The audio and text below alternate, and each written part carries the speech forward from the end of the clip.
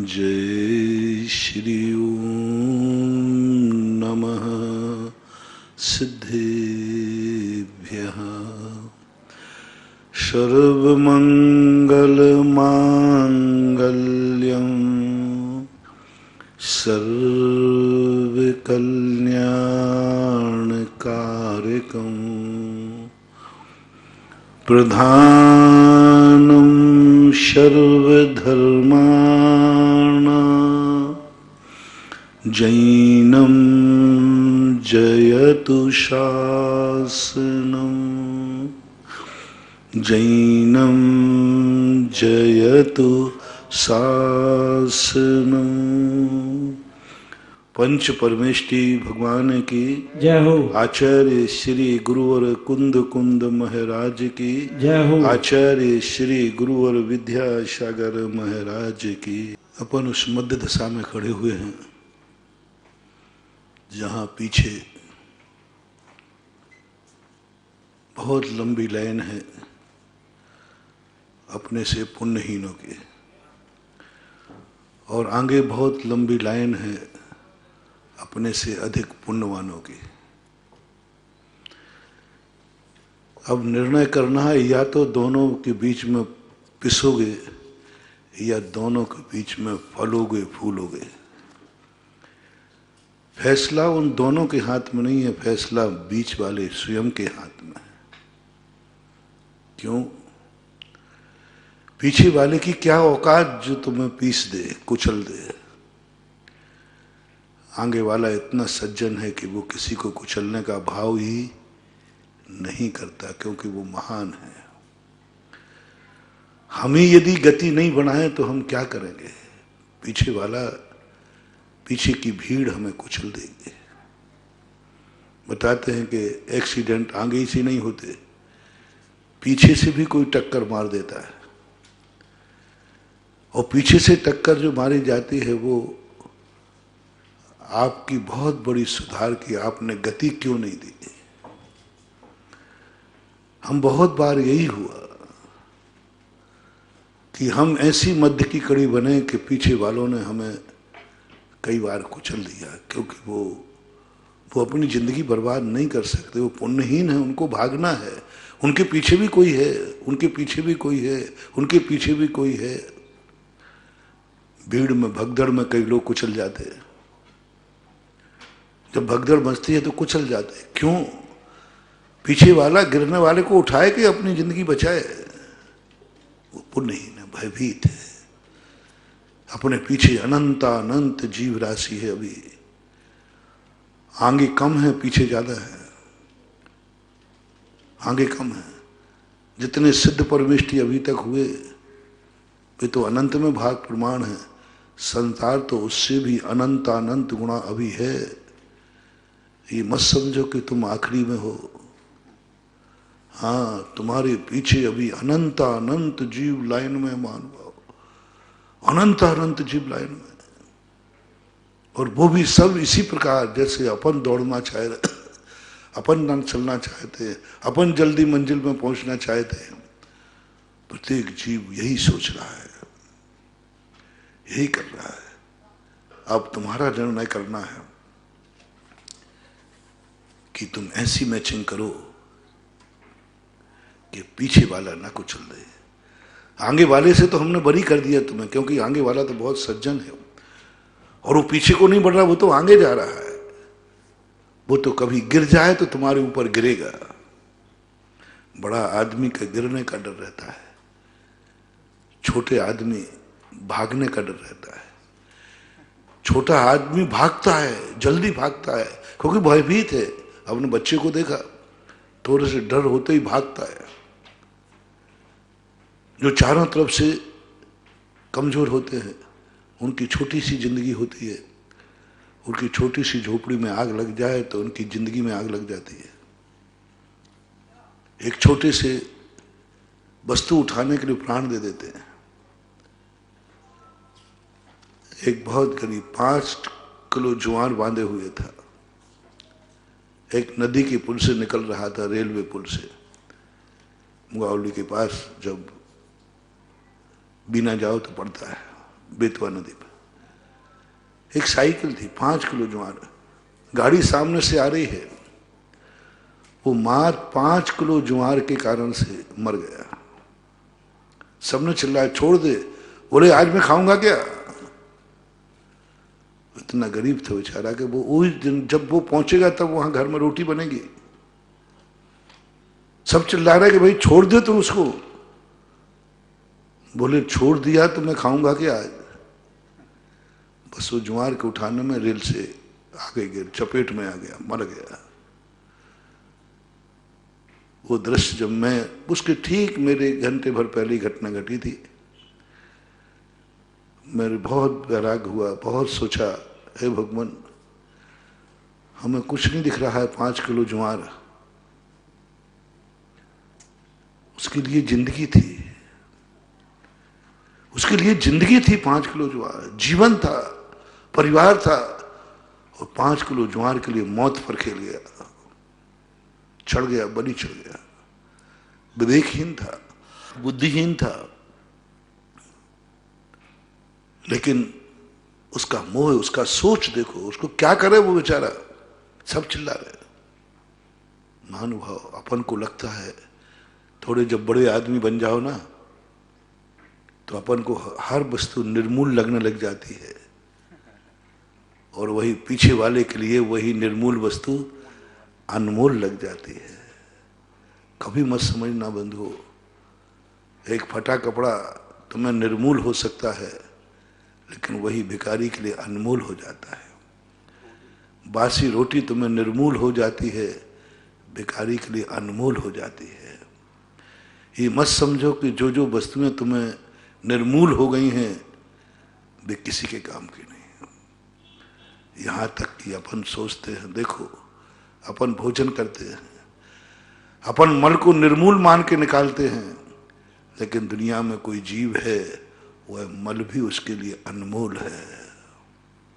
कैसा है संसार, कैसे है हमारे पीछे आने वाली लाइन, कैसे है हमसे पीछे पड़े हुए चतुर्गति के जीव। हम तो बहुत आगे आ गए, बहुत आगे आ गए। आप तो मनुष्य, मनुष्य में भी आर्य हैं, आर्य में भी जैन हैं, और हम जैनों में भी मुनि हैं, आप श्रावक हैं। बहुत आगे है बंधु, पीछे देखो कैसी है दुनिया, उनका देख के दंग रखता है। जिस मल को अपन गंदगी कह रहे हैं, बहुत गंदा है, सब तरफ से गंदा, देखने के भी अच्छा नहीं, सब तरफ से गंदा, निर्मूल है, अछूत है, लेकिन किसी के लिए अनमोल है। मैं कई बार, हम लोग तो खुले में जाते, तुम्हें तो आजकल वो एक स्वाध्याय खत्म हो गया आपका। हम लोग तो खुले में जाते हैं, चाहे शुकर को लोग पत्थर मारते हैं, वो पत्थर खा रहा है उस निर्मूल के लिए।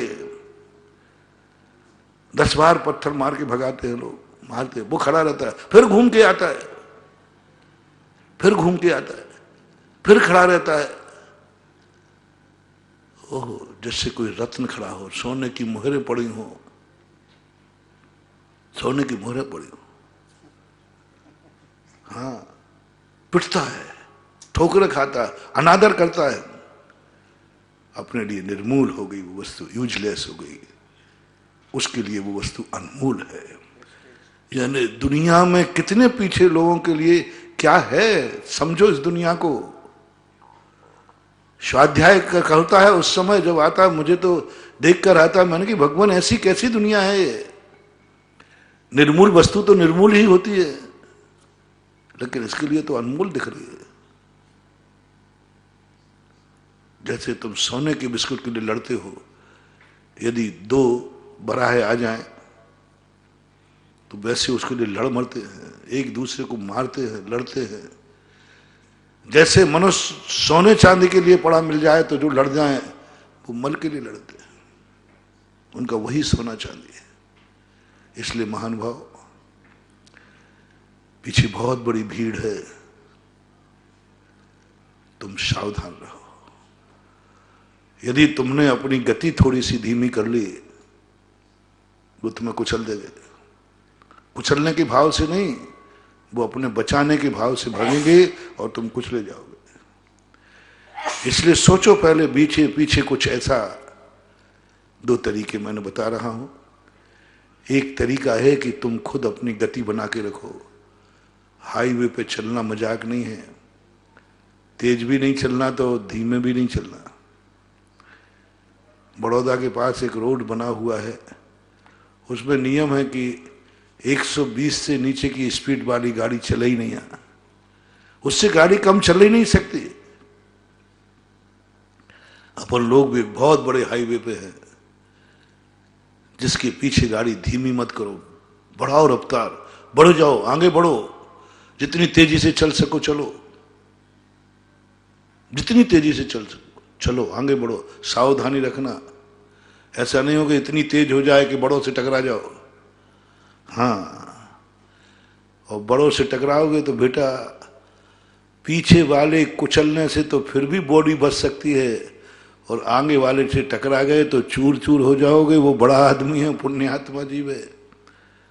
हाँ, दोनों तरफ गति धीमी करो मत, पीछे कुचल जाओगे, और अंधे बनकर की गाड़ी की स्पीड बढ़ाओ मत, आगे टकरा जाओगे।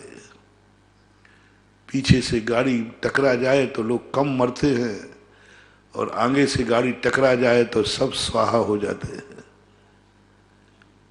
हाँ, आगे से टकरा जाए तो, और आगे तुमने यदि अंधे बनकर गाड़ी चला दी, विवेक होगा, आगे महान महान लोगों की लाइन है, बड़े लोगों की लाइन है। ऐसी स्पीड मत बढ़ा देना कि उनसे टकरा जाओ। बड़े से कभी टकराना नहीं है, बड़े से टकराओगे चूर चूर हो जाओगे, उसका कुछ ही नहीं बिगड़ेगा, क्योंकि वो बड़ा आदमी है, बहुत पुण्य, अपन से ज्यादा पुण्यात्मा जीव है वो। दूसरा तरीका गति का है, पहला तरीका दूसरा तरीका है, कुछ ऐसा करो कि पीछे वाले की जो आवश्यकताएं हैं, उन आवश्यकताओं को थोड़ा थोड़ा तुम उनको जुटा दो। उन आवश्यकताओं में वो उलझ जाएंगे, उनकी गति धीमी हो जाएगी। वो छोटी में उलझ जाए, रुक जाएंगे, थोड़ी में रुक जाएंगे। एक बार श्रेणिक पुराण में आया अभय कुमार के संबंध में, उन्होंने कहा कि कौन व्यक्ति सबको भोजन परोसा जाता है, कुत्ते छोड़े जाएंगे, कौन भोजन छोड़ के भागेगा और कौन भोजन करेगा? 500 कुत्ते छोड़ेगा। सब राजकुमार सब बैठे, कुत्ते खतरनाक थे, वे जैसे ही छोड़े सब अपनी अपनी थालियां छोड़ के भाग गए। अभय कुमार ने सबकी थालियां इकट्ठी की। कुत्तों को तो क्या चाहिए, भोजन से मतलब था। सब थालियों को चारों तरफ बिछा लिया और कुत्तों को डालते गए और अपनी थाली का भोजन करते गए। कुत्ते भी खुश, स्वयं का भी पेट भर गया, कुत्तों का भी पेट भरा, और कुत्ते पेट भर के शांत बैठ गए, अभय कुमार भी पेट भर के शांत बैठ गए। ये है कला, ये है कला, ये बहुत बड़ी शिक्षा है, ये बहुत बड़ी कला है महानुभाव। तुम अकेले पेट नहीं भर पाओगे, तुम अकेले बन के खाना चाहते हो, चारों तरफ बहुत भयानक लोग, बहुत भूखमरी है, बहुत पुण्यहीन है, अकेले पुण्य मत भोगो। जो अकेले पुण्य भोगते हैं वे एक दिन लुट जाते हैं, बर्बाद हो जाते हैं, एक दिन नियम से बर्बाद होंगे। तुम अकेले रोटी मत खाओ, वो स्वान जो आए हैं उनके भी सोचो। तुम्हारा पुण्य है, तुम्हारे पास कुछ है, थोड़ा सा कुछ अपने में से पुण्यहीनों को खिलाओ, पुण्यहीनों के लिए कमाओ, उनकी थोड़ा गति कम करने उनको नहीं दे रहा हूं मैं, उनको नहीं दिला रहा हूं। उस भीड़ में तुम न कुचल जाओ, इसलिए कह रहा हूं कि भीड़ की थोड़ी गति बनाओ, बीच में बैरियर लगा दो 2-3, और वहां पानी की प्याऊ खोल दो। प्यासे हैं वो पीछे, बहुत दौड़ते दौड़ते प्यासे हैं। जैसे तुम पानी की प्याऊ लगाओगे वो पानी पीने रुक जाएंगे, उतने में तुम्हें मौका मिल जाएगा। बीच में थोड़ी सी पानी की प्याऊ लगा दो। तुम्हारे पास तो बोतल है, अमीरों के लिए पानी की प्याऊ नहीं लगती, उनके पास तो बोतल है, कैन है। उन मजदूरों के, उन राहगीरों के लिए जिनके पास बोतल भी नहीं है, उनके लिए प्याऊ होती है। आप अक्सर का देखना प्याऊ में कौन पीता है पानी। भाई जिनके पास बोतल भी नहीं है, कैन भी नहीं है, पदयात्री हैं और जिनकी प्यास ज्यादा है क्योंकि धूप में रहते हैं, वो मजदूर हैं, कितना पानी लेके चले। तुम्हारी बोतल, तुम्हारी प्यास तो इतनी छोटी सी है कि एक बोतल दिन भर चल जाती है। बड़े आदमी एक एक घूंट पीते, ज्यादा पीते ही नहीं, क्योंकि उनका पानी सूखता ही नहीं। एसी में बैठे हैं ना, एसी में रह रहे हैं, एसी में चल रहे हैं, एसी में बैठे हैं, कितनी प्यास लगती, गला सूखता है बस। लेकिन मजदूर तो धूप में है, उसका प्यास तो जो पीता है 10 मिनट में फिर प्यासा, फिर प्यासा। कोई कैन ही नहीं है इतना कि मजदूर अपना कैन में भर ले, वो दिन भर गए, उसको तो 3 बार घड़ा भरना पड़ता है। हाँ, उसको 3 बार घड़ा भरना पड़ता है। वो व्यक्ति के लिए प्याऊ खोल दो एक, उनके लिए, पुण्यवानों के लिए नहीं। पुण्यवानों को प्याऊ नहीं खोली जाती क्योंकि वो प्याऊ से पानी पीते नहीं, उन्हें तो पानी पिलाना पड़ेगा, तुम्हें खुद खिलाना पड़ेगा। सम्मान के साथ ट्रे में रख करके खिलाना पड़ेगा पुण्यवान को। और जितना ज्यादा पुण्यवान आता जाए उसको खिलाने का ढंग, महाराज बहुत पुण्यवान है, उनको खिलाने के लिए तो और बहुत बहुत बड़ा मेहनत, शुद्धि का। वो तो तुम्हें मालूम है कि कैसे महाराज को 2 लोटा पानी पिला पाते हो, कितनी मेहनत से लाते हो, कितना मेहनत करते हो। बड़े आदमी को तो प्याऊ से काम नहीं चलेगा, बड़ा आदमी प्याऊ में पानी नहीं पिएगा, बड़ा आदमी रखा हुआ पानी नहीं पिएगा, बड़ा आदमी अपने हाथ से पानी नहीं पिएगा, उसे तो तुम्हें खुद नौकर के हाथ का नहीं पिएगा। ब्याई जी है, तुम्हें खुद खिलाना पड़ेगा, ऐसे नहीं चलेगा। प्याऊ खोलो उनके लिए जिनकी प्यास इतनी है कि वो पानी नहीं रख सकते, उनको प्याऊ खोल दो। जिनकी भूख उनकी है, खोल दो भोजनालय, भंडारे। नगर में बड़े आदमियों को एक भोजनालय, भंडारा खुलना चाहिए जहां एक गरीबों का भोजन हो। उनकी गति रुक जाएगी, उनकी दौड़ रुक जाएगी, तुम कुचलने से बच जाओगे। मैं भोजनालय गरीबों को नहीं खुलवा रहा हूं, वे भूखे हैं, तुम्हारे यहां डाका डालेंगे, अभी तो रोटी में मान जाएंगे और घर में घुस गए तो रोटी भी ले जाएंगे और प्राण भी ले जाएंगे। बहुत बड़ी नीति है ये। जो दुखी होते हैं, पुण्यहीन होते हैं, उनकी मांग बहुत थोड़ी सी होती है, बहुत थोड़ी सी होती है। कुछ नहीं चाहिए उनको, 2 टाइम की रोटी मिल जाए, 2 जोड़ी कपड़े मिल जाए, परिवार पल जाए। अपने नगर के, अपने प्रांत के, अपने जिले के सबसे पहले उनको, राजा को कहा गया कि यदि दुनिया पूरे राज्य में अराजकता से बचना है, यदि दुनिया में अराजकता, डकैती आदि से बचाना है, तो सबसे पहले उन गरीबों की आवश्यकताएं पूरी करो। बहुत छोटी सी आवश्यकता है, करो, जैसे बने तैसे करो, डांका डलना बंद हो जाएंगे। उनको रोजगार दो किसी प्रकार से। जब भी कोई संकट आता है, राजा को कहा सबसे पहले गरीबों को रोजगार देना। अमीर को रोटी नहीं खिलाओगे तो चल जाएगा, उसके पास इतनी चर्बी है कि एक आध दिन तो चर्बी से माल निकाले, जल्दी मरेगा नहीं, लेकिन उसके पास तो कुछ चर्बी नहीं, हड्डी अकेली बची है, वो कुछ भी कर सकता है। इसलिए सबसे पहले उनके लिए, एक गांव वालों के लिए, अपने गांव में एक ऐसी व्यवस्था बनना चाहिए, एक भोजनालय हो। तुम सबको जानते हो, गरीबों को भी जानते हो। बहुत बड़ा काम हुआ है कोरोना के सिस्टम में, नहीं तो अभी तक तो बहुत बड़ा उपकार किया है उन्होंने, जिन्होंने कोरोना में लॉकडाउन के समय पैकेट बांटे, भोजन दिए, आजीविका दी, सब कुछ किया, कपड़े दिए, बहुत बड़ा काम।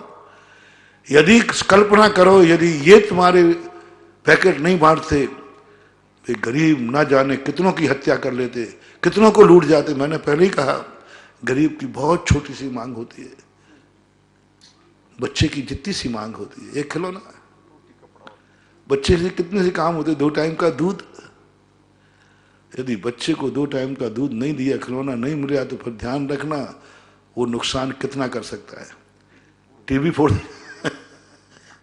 टीवी फोड़ देगा, बरनी फोड़ देगा और तुम्हारे लिए कितनों का नुकसान कर देगा। वो तुम्हें भी परेशान कर देगा, स्वयं भी परेशान हो जाएगा। बाद में भी देना पड़ेगा, देना तो पड़ेगा, वो तो देना तो पड़ेगा। वो मानने वाला तो है नहीं। इसलिए माँ को कहा गया बच्चा रो पे उसके पहले ही दूध पिला दो, पिलाना तो पड़ेगा। उसके पास तो कुछ है नहीं, उसका तो कुछ के पास तो कुछ है ना, रोटी है ना कुछ, कुछ है ही नहीं, वो तो बालक है। अंतुगत्वा दूध तो तुम्हें पिलाना पड़ेगा, चाहे रोने के पहले पिला दो चाहे रोने के बाद पिला दो, नुकसान करने के पहले पिला दो या बाद में पिला दो। माताएं बच्चे को, एक बार बच्चे मैंने कहीं देखा था, छोटा सा बच्चा था, उसको वो सुसु करा रही थी, सामने बैठे थे ऐसे सब लोग बैठे, भक्ति का समय था, अब वो सुसु कर ही नहीं रहा। तो मैंने देखा कि ये सुसु कर ही नहीं रहा, फिर भी क्यों करा रहे हैं?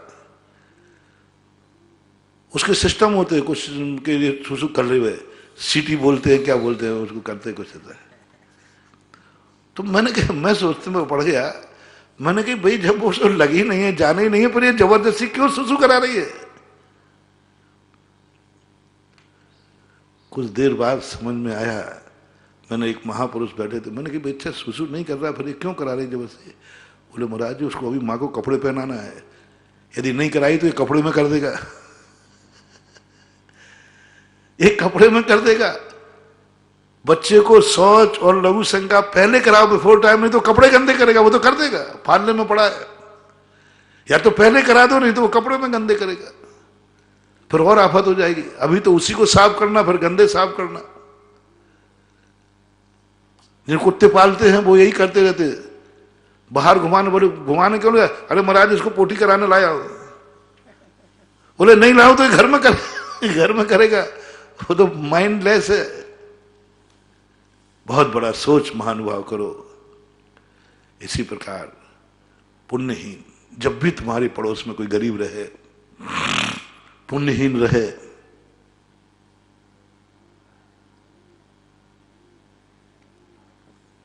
तुम्हारे नगर में है, उसकी चिंता करो।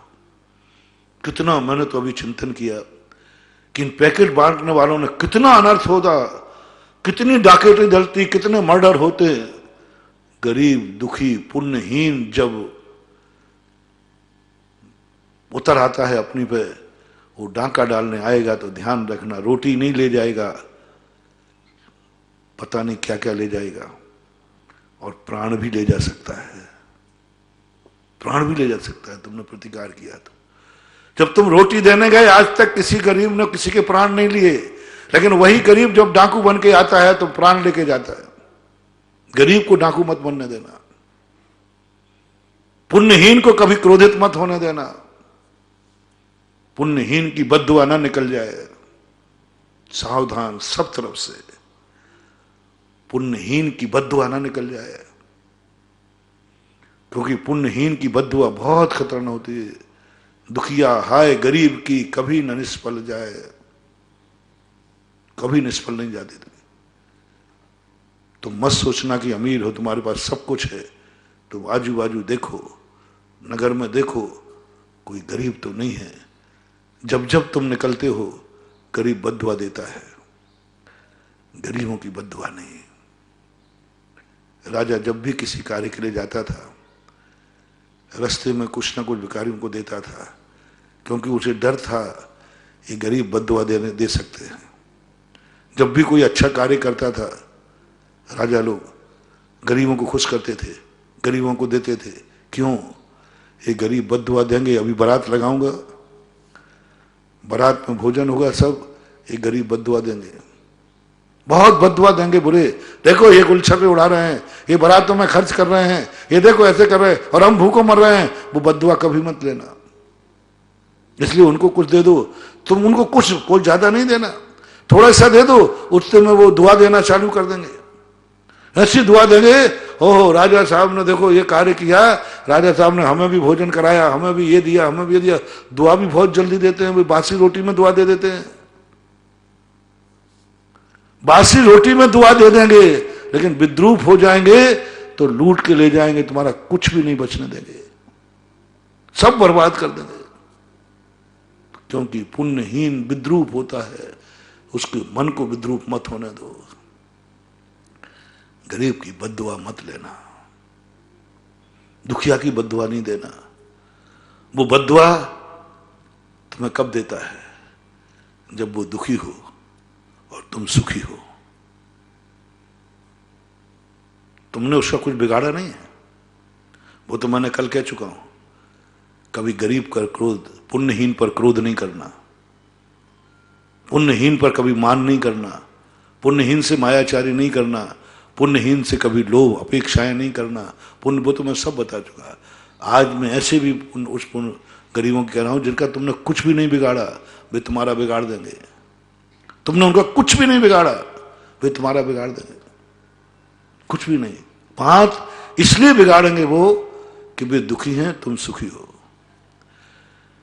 एक छोटा सा उदाहरण तुम्हें देता हूं। कभी आपने कहीं गोट में भोजन करने बैठे,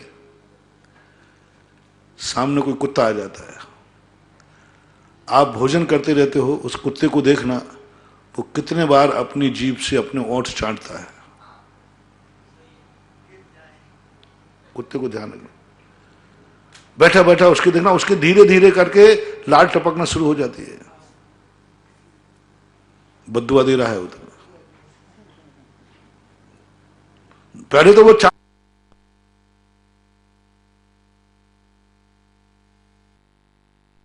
लेकिन वो बद्दुआ दे रहा है, तुम्हारे उसके जीभ चाट रहा है, लाल टपकने लग जाती है। अब आप तुम खा नहीं रहे हो, उसकी बद्दुआ भी खा रहे हो। इसलिए नीति है कि पहले उसको दे दो एक टुकड़ा, एक टुकड़ा दे दो उसको, उतने में साता बहुत साता हो जाएगी।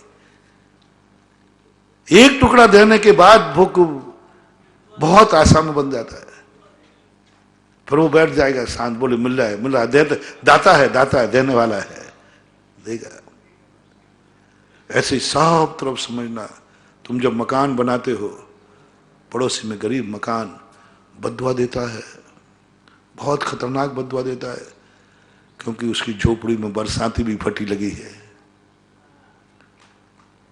इसलिए अमीर आदमी कभी अपनी झोपड़ी गरीबों के बीच में न बनाए, गरीबों के बीच में अमीरी न दिखाएं, गरीबों के बीच में हवेली न बनाएं। गरीबों की बद्दुआ उस हवेली में एक दिन स्मशान घाट बना देगी। वो हवेलियां उजड़ जाएंगी। जिन जिन की गरीबों की बस्तियों में हवेलियां बनी, उन हवेलियों में बड़े आदमी रह नहीं पाए। बहुत नकारात्मक ऊर्जा होती। इसलिए राजा अपने महल के चारों तरफ सेठों को रखता था, जैनियों को रखता था। एक वास्तु में बड़ी अच्छी चीज मिली। वास्तु में लिखा है कि कहां ब्राह्मण कहां रहे, महाजन कहां रहे, क्षत्रिय कहां रहे, हरिजन कहां रहे, महल से कितनी दूर रहे। बहुत बड़ा सोच। मैंने सोचा ऐसा क्यों, गरीबों को पास रखना चाहिए। नहीं, वो जिंदा नहीं रह पाएगा। आप अक्सर कर देखना, कहीं जाना, जैनियों की बस्ती महलों के पास रहती है। उससे 2 फायदा। एक फायदा, जैनी बद्दुआ नहीं देगा। जैनी बद्दुआ नहीं देता। जैनी तो सेठ को, राजा को कमाई का साधन मानता है। वो तो बहुत बुद्धिमान है कि राजा के पास जितना धन आएगा उतना। हाँ, जैनी बद्दुआ नहीं देता। जैनी का हमेशा ध्यान रखना, जैनी किसानों की समृद्धि चाहता है। बनो बनियों को खूब देखा, इनके खेती किसानी है नहीं। हाँ, खेती किसानी करते नहीं। और महाराज जी बरसात अच्छी हो जाए, मैंने कहा भैया क्यों, अरे महाराज किसानों की खेती। अरे मैंने कहा ये तो खेती किसानों के बड़ा मीत है, किसानों का मीत है। क्योंकि बनिया जानता है किसानों की खेती होगी तो हमारा बाजार चलेगा। जैनी कभी बद्दुआ नहीं देता, पक्का मानना। जैनी सारी दुनिया में अपने चारों तरफ समृद्धि चाहता है। भगवान से भी प्रार्थना कराओ तो वो कहेगा भगवान किसानों को समृद्धि दो, किसानों के पास खूब पैसा हो, खूब पैसा हो। क्योंकि वो जानता है कि जितना किसान के पास पैसा होगा उतना ही मेरी दुकान का माल बिकेगा। ये कला मात्र जैनियों में है। जिसे आप बनिया बोलते, बनिया बहुत होशियार होता है, ध्यान रखना। वो कर लगता है कि वो दूसरों का उपकार कर रहा है, शर्त है कि वो अपना व्यापार बढ़ा रहा है। इसलिए राजा लोग जानते थे, राजा जानते थे कि जैनियों के चारों तरफ रखो जैनियों को, क्योंकि हमेशा समृद्धि की भाव करेंगे, हमेशा कहेंगे हमारे राजा का खजाना खूब भरा रहे, यहां रोज को महोत्सव होवे, राजा के यहां रोज को महोत्सव होवे, क्योंकि सामग्री तो, क्योंकि राजा के यहां तो व्यापार है नहीं, गेहूं यहीं से जाएगा, कराना यहीं से जाएगा। हमेशा दुआ करता मारा फिरता है बड़े आदमियों के यहां सदा मिठाइयां बढ़ती रहें, सदा महोत्सव होता है, इतना महोत्सव हो गए कि उतना दुकान चलेगी। ये सोच जैनी का होता है, बनिया का होता है। इसलिए बनिया कभी अपने चारों तरफ रहने वालों का बुरा नहीं सोचता, बुरा नहीं सोचता, उनको समृद्ध बनाता है। और गरीब दुखी आदमी वो हमेशा बुरा सोचता है।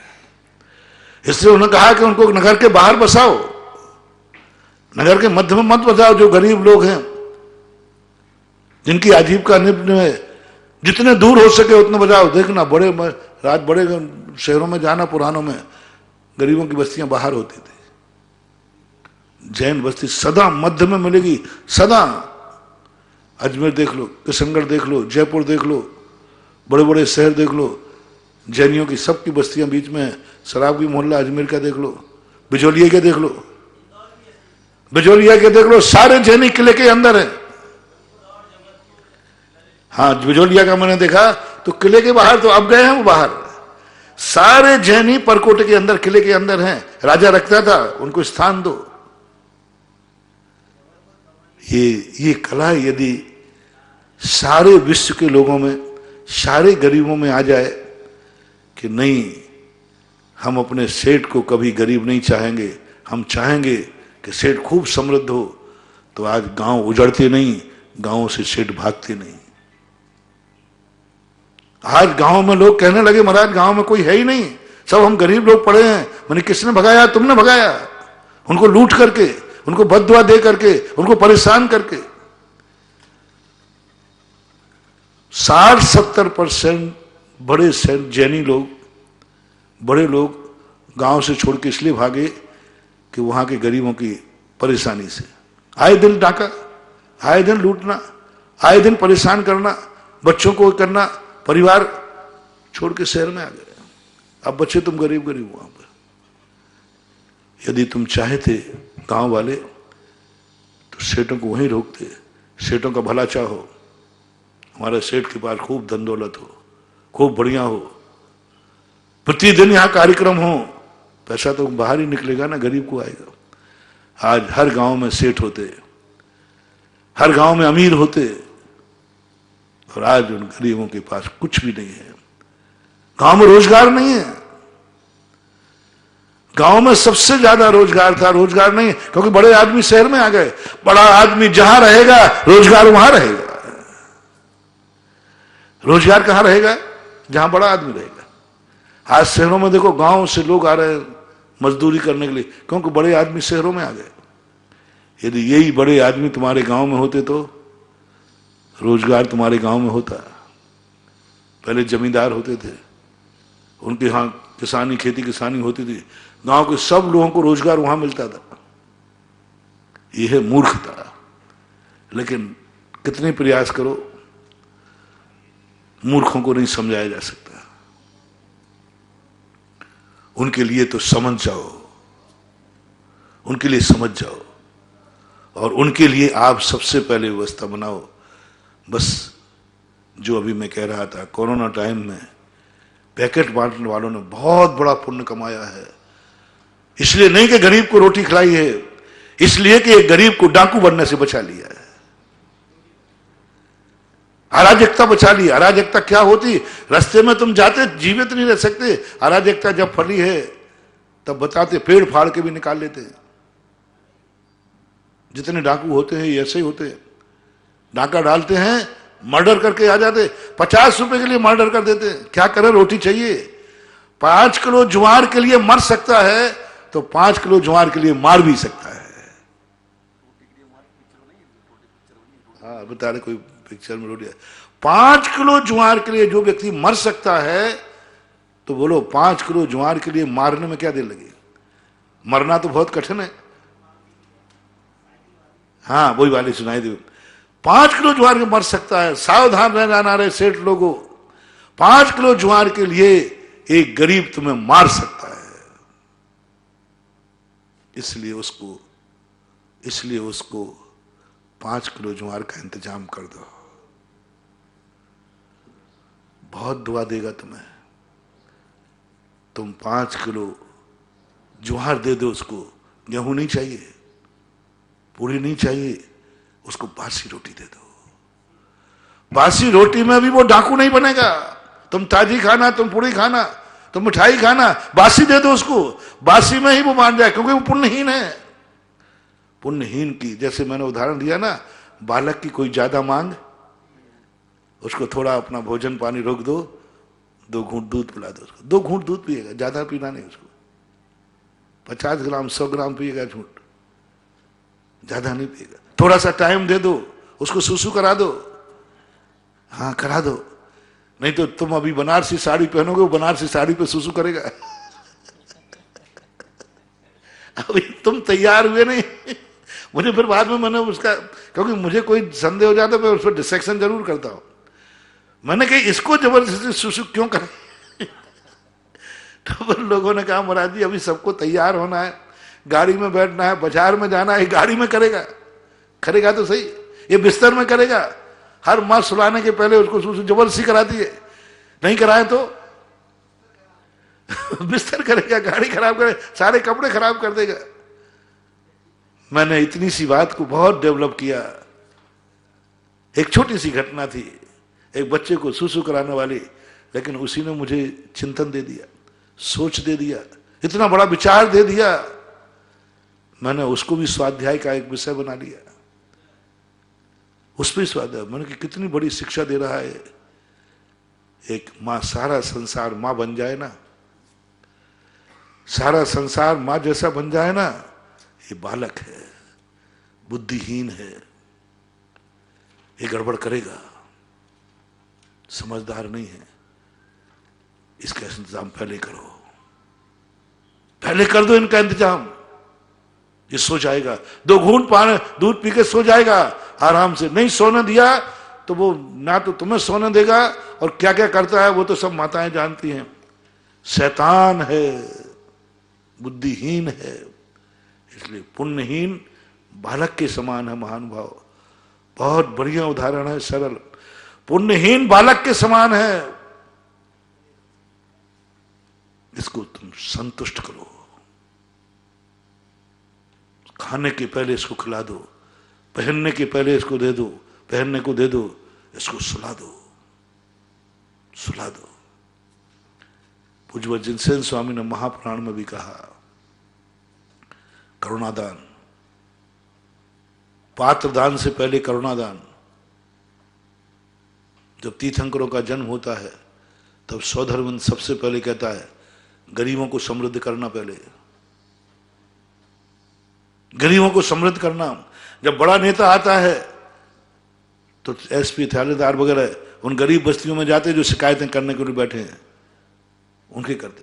ऐसे आप लोग इस दुनिया में जीना है तो हर व्यक्ति से मेरा कहना है, थोड़ा गरीब के लिए सोचो, पुण्यहीन के लिए सोचो, थोड़ा 5 मिनट सोचो, नहीं तो वो तुम्हारा सोच ही बिगाड़ देगा।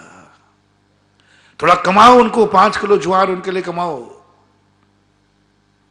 जाओ उनको रोटी देके जाओ, बासी रोटी बनाओ, 1 रोटी ज्यादा बचना चाहिए। पहले बताते हैं, आजकल तो दाना छोड़ना मुश्किल होता है, पहले वो पत्तलों में से लेते थे ना मिठाई लोग, तो वो कहते सेठ जी इतने भूखे हो क्या 1 लड्डू तो छोड़ देता। हाँ तो सेठ लोग पहले छुड़वाते थे, परोस करके परसवाते थे, ज्यादा परसवाते थे, और थोड़ा सा खा करके और रख देते, क्योंकि उसकी बद्दुआ चाहिए है। जिस पत्तल में कुछ नहीं निकलता था उसको वो बद्दुआ देता था। कौन? वो अलग नाम नहीं ले रहा हूं मैं, आप सब समझ गए पुराने लोग। पत्तलें साफ करते थे ना, और उसमें जो जूठा बचता था, मिठाई पूड़ी जो कुछ, वो सब रखते थे, खाते थे। जिस पत्तल में कुछ नहीं निकलता था, भुखमंगा कहीं का खाया होगा भुखमंगे ने कहीं ने, दो दाने भी नहीं छोड़े, दो दाने भी नहीं छोड़े। तो उनकी बद्दुआ दुआ लेने के लिए छोड़ता था। दो पूरी, आधी पूरी छोड़ दो, कुछ आधा लड्डू छोड़ दो, उसकी दुआ मिलेगी। और जिस पत्तल में ज्यादा जूठा छोड़ता था उसको दुआ देता था, अरे ये कोई अमीर आदमी की पत्तल है, भगवान ये खूब फले फूले, ऐसे ही छोड़े। पहले की बात है, अब नहीं, अब तो वो उठाने वाले नहीं है। अब तो उससे और नीचे जो कुत्ता है ना, वो जो वो भी बदुआ दे सकता है, वो भी बदुआ दे सकता है। कम से कम उसको मिल जाए इतना तो कम से कम पेट तो भर जाए उनका। निरीभित्ति हवे जदा साहू, मैंने कहा ये कैसे जब कुछ कर, अरे भगवान का चिंतन करो, नमो जब किन छवि। अब मुझे समझ में आने लगा, सुसु करने वाले का चिंतन कर, एक दिन का प्रवचन तैयार हो जाएगा तुझे, तू तरेगा दूसरे को। अब बताओ, सुसु करने वाले बालक को कह दिया नहीं जानते, इसका चिंतन करो, बोले कर ले, क्योंकि मुझे मालूम है तो उसी चिंतन में कोई ना कोई रहस्य ऐसा निकाल लेगा, बिगाड़ देगा वो बच्चा, तुम्हारा सारा शौक गंदा कर देगा, बिगाड़ देगा वो बालक। गरीब को, पुण्यहीन को, जिस तरफ से पुण्यहीन हो, अपने चारों तरफ से पुण्यहीनों को खुश करो। बिल्कुल नहीं, मैं बिल्कुल नहीं कहूंगा, क्योंकि जैन दर्शन पर की क्रिया करते ही नहीं है। कल ही मध्याह्न में हमने चर्चा की थी स्वाध्याय में, कोई पर का निमित्त की कोई क्रिया है ही नहीं। अपन गरीब को कुछ कर ही नहीं रहे, गरीब के लिए कभी कुछ नहीं कर रहे हैं। मैं तो गरीब को डाकू बनने से बचा रहा हूं, क्योंकि गरीब डाकू बनेगा तो डाका कहां डालेगा? तुम्हारे यहां। तो हमने तुमसे पैकेट बंटवाए थे अभी कोरोना लॉकडाउन में, ये मत समझना मैंने गरीबों को बंटवाए थे। मैंने तो सेठों के यहां डाका न डल पाए, इसलिए डाका डलने से बचाया है। कितना बड़ा पुण्य किया उन पैकेट बांटने वालों ने, कितने डाकू, कितनी हत्याएं, कितने चोरी डकैती होती, आप कल्पना कर लीजिए। तुमने जाकर एक 5,000 का महीने भर का पैकेट दे दिया, पूरा परिवार डाकू बनने से बच गया। पकड़ा जाता तो वो जेल में सड़ता, और नहीं पकड़ा जाता तो तुम कंगाल बनते। पकड़ा जाता वो जेल में सड़ता, तुम कंगाल बनते। सब तरफ से लाभ ही लाभ हुआ है, लाभ ही लाभ हुआ। इसलिए मैं अभी विगत दिनों से कह रहा हूं, हर व्यक्ति अपने से पीछे जो पुण्यहीन है उसको खुश करे। उसकी मांग ज्यादा नहीं है, पुण्यहीन बिल्कुल ज्यादा नहीं मांगता, कुछ नहीं मांगता। भगवान तक, मुझे एक बहुत बड़ी, जिन भगवान ने, भक्त के लिए भगवान ने वो कार्य किया जो उन्होंने जिंदगी में अपने लिए नहीं किया। भक्त पुण्यहीन है, उसकी ज्यादा मांग नहीं है, कुछ मांग नहीं है। वो तो तुम्हारे चरण भी नहीं चाहता है, बस चरणों की धूल चाहिए है। पुण्यहीन की मांग कितनी है?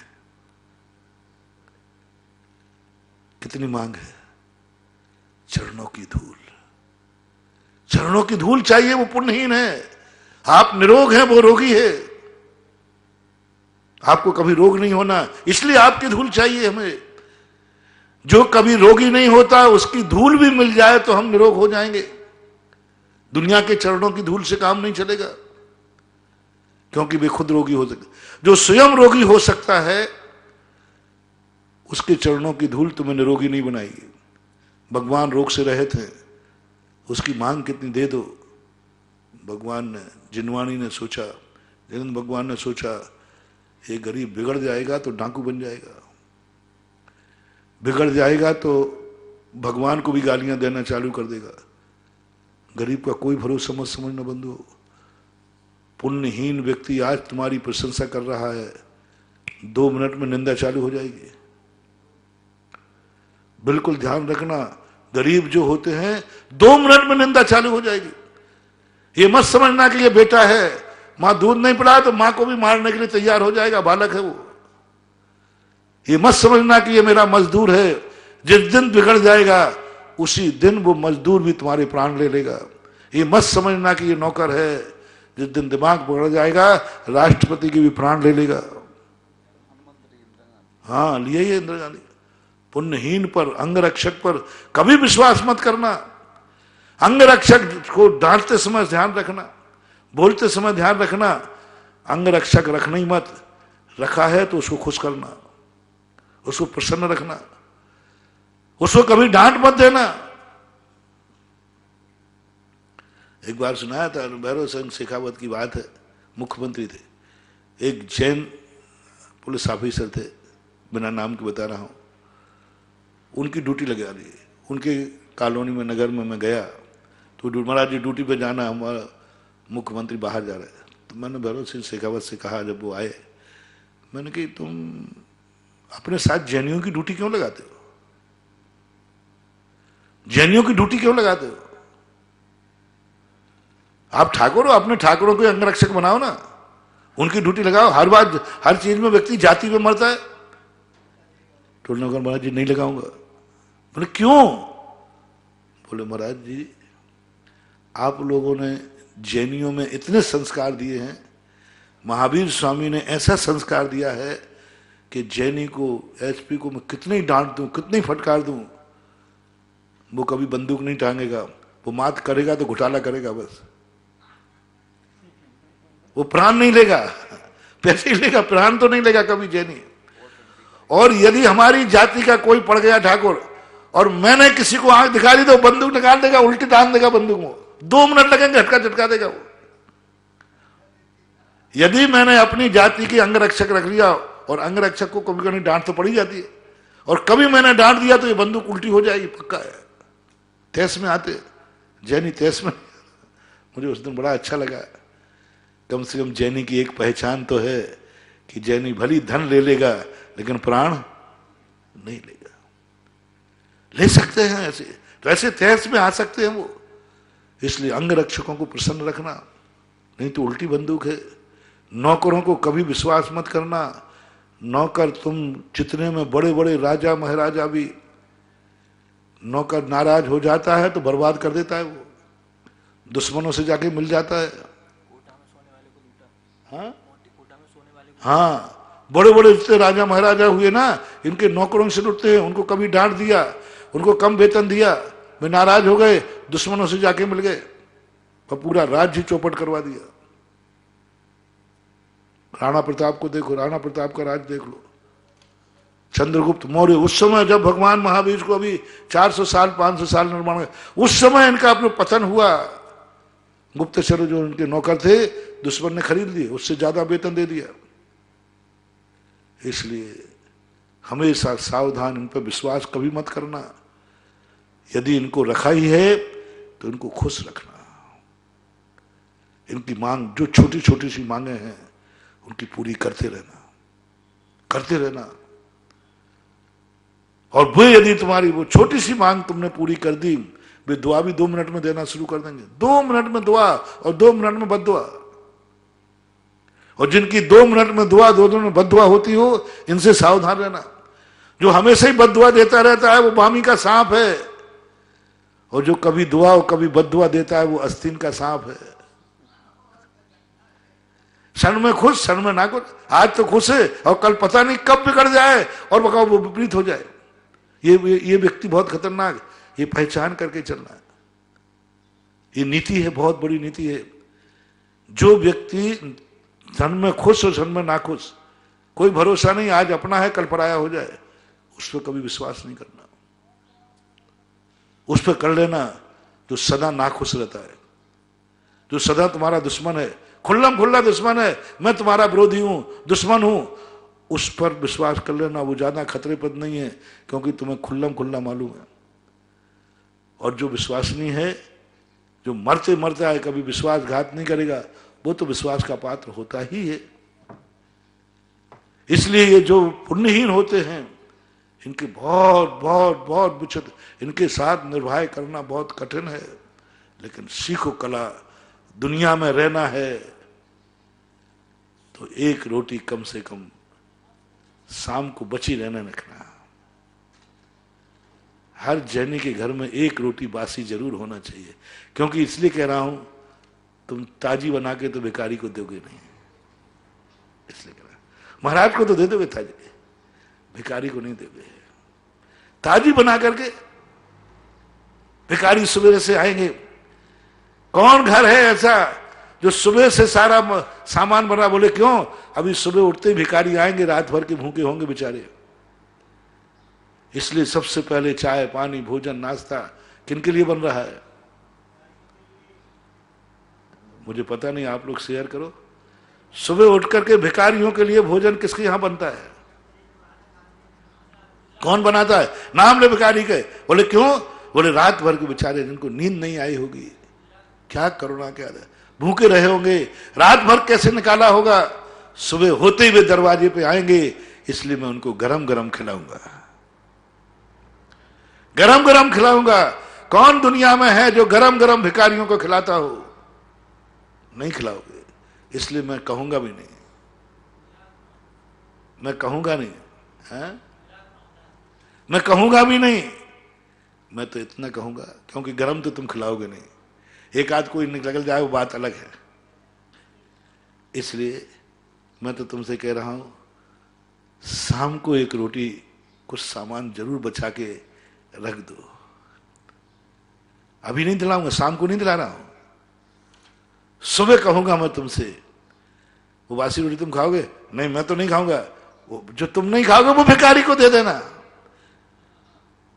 वो बासी रोटी में तुम्हें ऐसी दुआ दे के जाएगा कि 10 जन्म तक तुम कभी भूखे नहीं मरोगे। उसको बासी दोनों में, उसकी दुआ में इतनी ताकत है, इतनी ताकत है। सुबह सुबह यदि तुम्हारे दरवाजे भिखारी आ जाए तो महानुभाव, महाराज का आशीर्वाद लेना छोड़ देना, उस भिखारी को निपटा देना, शुभ करना।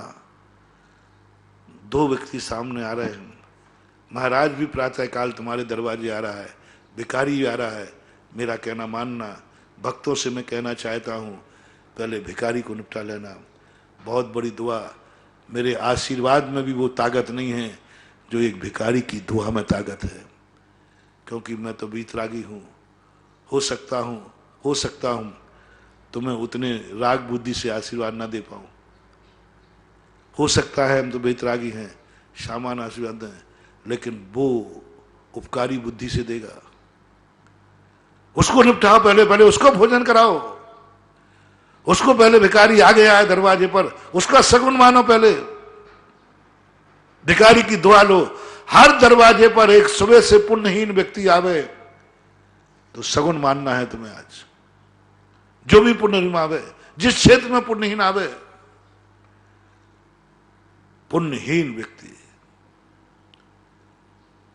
सुबह उठ के ही मां को बेटे को दूध पिलाना पड़े, वो दिन बहाना लगना सगुन है। लेकिन ज्योतिष शास्त्र में आया,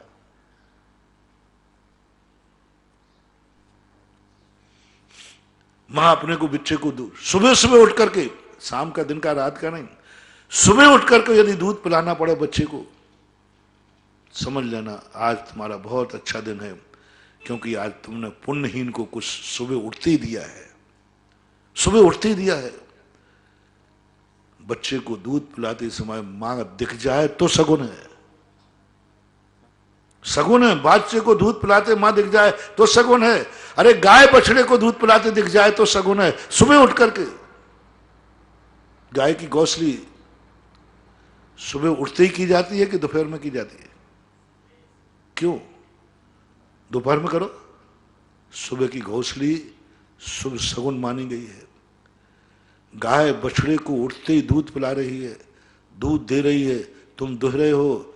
ऐसे ही क्यों आपके दरवाजे पुण्यहीन आया है, सगुन हो गया। सुबह सुबह आ गया, उठते ही आ गया, भिड़ते ही आ गया। मां को सबसे पहले अपने बेटे का सगुन करना चाहिए। ये तो उदाहरण रूप में दे रहा हूं। ऐसे जैसे ही तुमने किवाड़ खोला, तुम्हारे दरवाजे कोई भिखारी खड़ा था, तुमने किवाड़ खोले ही नहीं, कोई पुण्यहीन रोगी पड़ा था। सगुन मानना। सारे अशुभ वस्तुएं अशुभ ही नहीं होती। भद्रबाहु स्वामी ने एक बहुत अच्छा उदाहरण दिया। स्वप्न में यदि अपनी मौत देखता है, समझ लेना अभी उसकी उम्र बहुत लंबी है।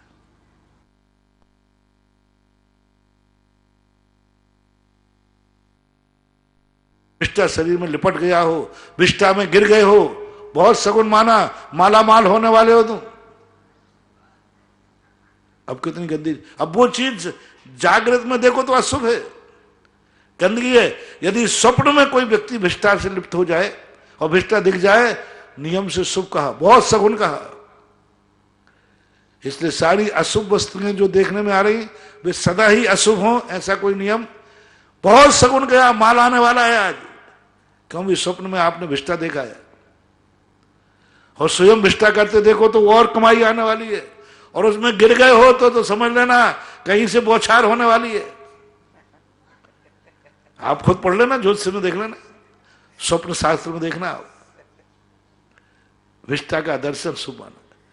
ऐसा ही आप ये मत समझना कि सुबह उठते ही भिखारी आ गया, नहीं, उसको सगुन मानना, शुभ मानना, उसकी दुआ ले लेना। आशीर्वाद से भी ज्यादा महत्वपूर्ण आपके लिए ये आशीर्वाद तो मोक्ष मार्ग में काम करेगा, उसकी दुआ संसार मार्ग में काम करेगी। और तुम संसारी हो, ग्रस्त हो, हम संसार का आशीर्वाद नहीं दे पाएंगे, हम नहीं दे पाएंगे, हमारी मजबूरी है। भिखारी दे देगा वो, तुम खूब फलो, तुम्हारे बाल बच्चे फलो, दूधो नहाओ पूतो फलो, ये मैं नहीं दे पाऊंगा, मैं नहीं दे पाऊंगा। वो देगा, वो भिखारी दे सकता है। साधु हम लोग कोई आशीर्वाद नहीं, हम लोग तो बस ज्यादा से ज्यादा दे सकते हैं, समाधिरस्तु, अच्छी तरह मरो, अच्छी तरह मरो, धर्म वृद्धिरस्तु, धर्म लाभ भवतु। अभी धर्म लाभ क्या, अभी तो कर्म लाभ चाहिए, धन लाभ चाहिए। बहुत बड़ा सोच। महानुभाव गुरु आशीर्वाद धन लाभ का नहीं दे पाएंगे, उनकी आत्मा नहीं दे पाती, क्योंकि वो धन को पाप मानते हैं, परिग्रह मानते हैं। जिनकी दृष्टि में धन पाप हो, वो पाप भक्त को कैसे दे देंगे? सच्चे साधु हैं, सच्चे गुरु हैं, तो कैसे दे देंगे? वो तो बुरा मानते। वो कैसे दे देंगे? तुम्हारे बाल बच्चों की शादी हो तो ब्रह्मचर्य को अच्छा मानते, अब ब्रह्म को मानते ही नहीं। और तुम उनसे साथ, महाराज जी बेटे की शादी हो जाए, गड़बड़ मत करो, हो रही होगी तो और मुश्किल पड़ जाए। अब बताओ, मैं अब ब्रह्म का समर्थन करूं कि ब्रह्म का? मैं साधु हूं, बोलो। ब्रह्मचारी साधु को शादी का आशीर्वाद देना चाहिए या नहीं? और जब शादी अच्छी है तो कोई अच्छा भक्त हो तो बोले, महाराज जी जब शादी अच्छी थी तो आपने क्यों नहीं की? तो कह देना, करना तो चाहिए थी, हुई नहीं, कुंडली नहीं मिली इसलिए। हाँ, होशियार भक्त कह सकता है। वज्रदंत ने दीक्षा ली, वज्रदंत चक्रवर्ती ने दीक्षा ली, महाप्राण, और जैसे ही वो बेटे को देने लगा, पापा आप क्यों छोड़ रहे इसको? बोले संसार असार है, बेकार है, सब कांटो बताज है। पापा, पिताजी आप मेरे पिताजी हैं कि दुश्मन है? जब आपने जो जान लिया, गंदी चीज, बुरी चीज बेटे को दी जाती क्या? वज्रदंत चक्रवर्ती घबरा गया, किसको राज्य देके जाए? एक अबोध बालक को देके चले गए, अबोध बालक को देके चले गए। बोले मुझे तो जाना है, पक्का है। अबोध बालक को पगड़ी बांध कर चले गए। चक्रवर्ती इतनी बड़ी संपदा, अरे कितने ही कम हो जाए तो चक्रवर्ती है। एक छोटे से बालक को बैठा गए, सारा परिवार, सारा नगर, सारी प्रजा घबरा गई, ये बालक क्या राज्य करेगा, अभी तो बैठ के ही नहीं जान रहा है। और जितने बड़े बड़े चक्रवर्ती के बेटे थे, 60,000 पुत्रों के साथ दीक्षा ली है वज्रदंत चक्रवर्ती ने। पहला चक्रवर्ती है, 60,000 बेटों के साथ दीक्षा ली, यानी 60,000 बेटों ने नकार दिया। राजगद्दी पे नहीं बैठूंगा मैं। बड़े बड़े धुरंधर, प्रजा खड़ी सामने, साहब हम लोगों को अनाथ छोड़ के मत जाओ, इस राज्य को किसी अच्छे योग्य हाथ में छोड़ के जाओ। बोले मैं क्या करूं, जो योग्य है वे सब ले ही नहीं रहे। तो बच्चे कहते हैं पिताजी आपसे बड़ा योग्य कौन है, आप क्यों छोड़ रहे? आप योग्य होकर छोड़ रहे हो तो हम क्यों ग्रहण करें? ये कौन सी समझदारी है? बड़े लोग जिस चीज को छोड़ गए हैं अपन को उस चीज को ग्रहण करना ही नहीं। फिर बताते हैं कि उनका बहनोई था वज्र संग, आदिनाथ के अपूर्व भाव का जीव, उसको बुलवाया और बुलवा के कहा चक्रवर्ती का राज, इस बालक को संभालो। कैसे राजा थे? ऐसा ही तुम्हारी स्थिति में साधु वो नहीं दे पाता आशीर्वाद जो तुम चाहते हो, ये आशीर्वाद देता है भिखारी, पुण्यहीन। मैंने पहले ही कहा पुण्यहीन देगा आशीर्वाद। खूब इनके यहां शादियां होती रहे, खूब बड़े बड़े बरातें निकले, क्योंकि वो जानता है जितना इनके यहां शादी होगी हमें भी मिलेगा। उसको सगुन मान लेना। सुबह उठते ही यदि पहला दरवाजे पे आ गया, क्या दुआ देगा? और तुमने कहा अरे भैया आ गया, ला रहा हो, और तुम वो रोटी रखी थी वो दे देना। फिर देखना वो क्या कहता, ओहो आज मेरे कौन से शुभ दिन आए कि पहले ही दरवाजे पर गया और सेठानी ने रोटी दे दी। अब वो दुआ देता जाएगा, दिन भर दुआ देगा, दिन भर दुआ देगा, और वो दुआ तुम्हारे घर को समृद्ध बना देगी। इसलिए बड़ों का आशीर्वाद बाद में, छोटों की दुआ पहले। छोटों की दुआ लेने का। अशुभ मत मानो इनको, इनको अशुभ मत मानो दुखिया को। यदि तुम्हें निरोग रहना है तो किसी गरीब रोगी की दुआ लो, बचा देना। कभी किसी गरीब जिसकी हिम्मत ना हो उसकी दवाई करा देना। देखना वो जिंदगी भर दुआएं देता है, जिंदगी भर दुआ देता है। जिंदगी रुहाना उसकी बदौलत है। एक व्यक्ति मरण कर गया, अंधा था पूरा, दोनों आंखें उसकी जिंदगी में कभी नहीं देखना थी। एक दिन क्या हुआ कि एक व्यक्ति मरा, उसकी आंख योग्य थी। उसकी पत्नी को ध्यान आ गया कि ये मरते समय कह गए थे कि हमारी आंखें दान करना। उसने दान किया। दान करने के बाद जिसकी जिंदगी में कभी देखने की उम्मीद नहीं थी, नेत्र लगा, वो देखने लगा। वो व्यक्ति फल फूल द्रव लेकर आया और बोले बस उस देवी बता दो जिसने ये आंखें दिलवाई हैं दान में। उसने पता किसने दी? बोले उसने दी।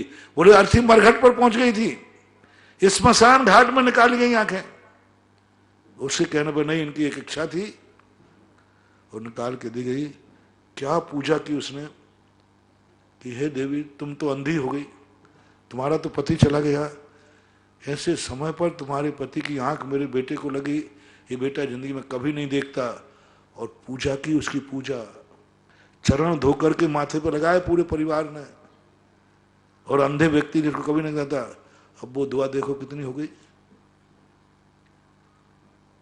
आंखें सुरक्षित करना है तो अंधे के संबंध में थोड़ा सा विचार करो। उसको अशुभ मत मानो, उसको सगुन मानो। अंधा तुम्हारे दरवाजे आया है, उसे सगुन मानो और विचार करो कि नहीं, इस अंधे को मैं कैसे खुश कर सकूंगा।